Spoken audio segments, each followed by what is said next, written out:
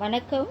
டிஎன்பிஎஸ்சிக்கு 7ஆம் வகுப்பு இயல் 1 அமுத தமிழ் நம்ம பார்த்துட்ருக்கோம். அதில் பார்ட் 1ல் எங்கள் தமிழ் 1 2 இது ரெண்டையும் பார்ட் 1ல் போட்டாச்சு.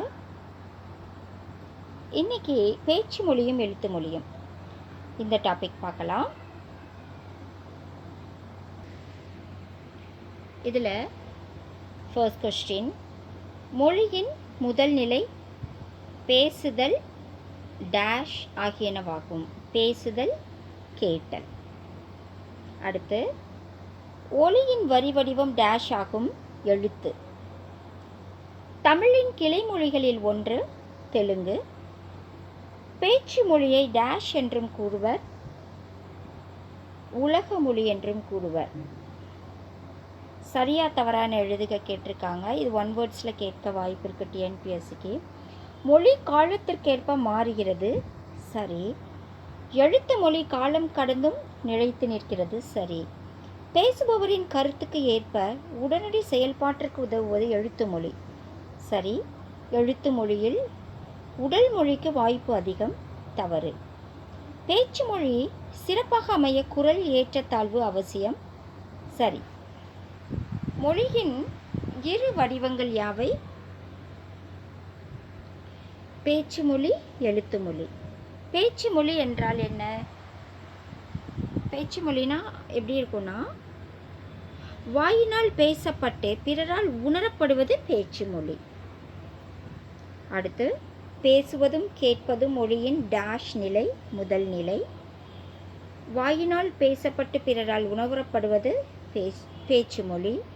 கண்ணால் கண்டு உணருமாறு வரி வடிவமாக எழுதப்பட்டு படிக்கப்படுவது எழுத்து மொழி.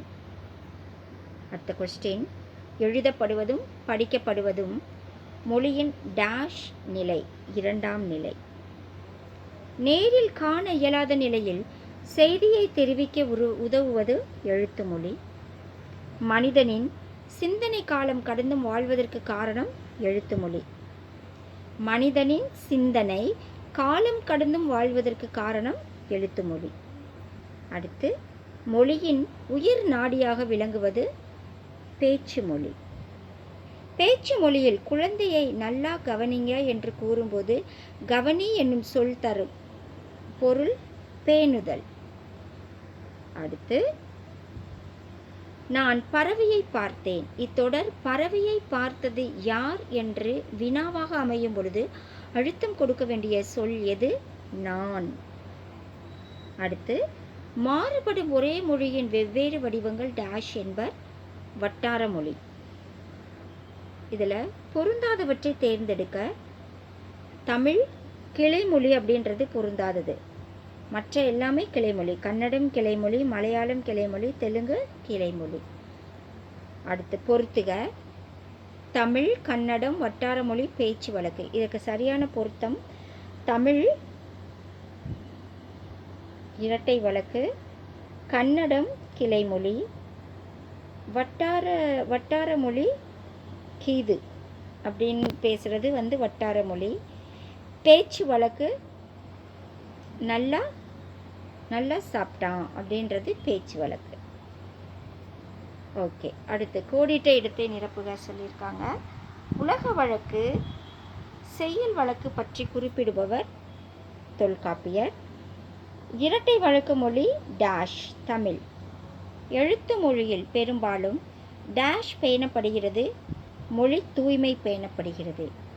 ஒரு மொழி உயிர்ப்போடு வாழ டேஷும் காலம் கடந்து வாழ்வதற்கு டேஷும் தேவைப்படுகிறது.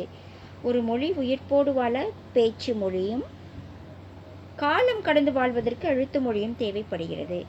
எளிய நடையில் தமிழ் நூல் எழுதிடவும் வேண்டும் என்று பாடினவர் பாவேந்தர் பாரதிதாசன். அடுத்து, பேச்சு மொழி எழுத்து மொழி என்பதை தொல்காப்பியர் எச்சொற்களால் குறிப்பிடுகிறார்.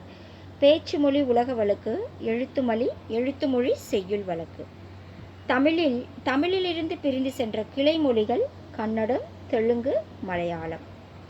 பேச்சு மொழி எழுத்து மொழி என்னும் இரு கூறுகளையும் கொண்ட மொழி தமிழ் மொழி. பழமையும் புதுமையும் நிறைந்த சிறந்த மொழி எது? தமிழ் மொழி. மொழி என்பது யாது? தனது எண்ணங்களையும் உணர்ச்சிகளையும் பிறருக்கு வெளிப்படுத்துவதற்காக மனிதனால் உருவாக்கப்பட்டதே மொழி என்பர். இதோடு இந்த வீடியோ முடியுது. இந்த வீடியோ உங்களுக்கு பிடிச்சிருந்தால் லைக் பண்ணுங்கள், ஷேர் பண்ணுங்கள் உங்கள் ஃப்ரெண்ட்ஸுங்களுக்கு தேவைப்பட்டால். நீங்கள் கொடுக்குற ஆதரவு எனக்கு ஒரு மோட்டிவேஷனாக இருக்கும். நம்ம அடுத்த வீடியோவில் பார்க்கலாம். நன்றி.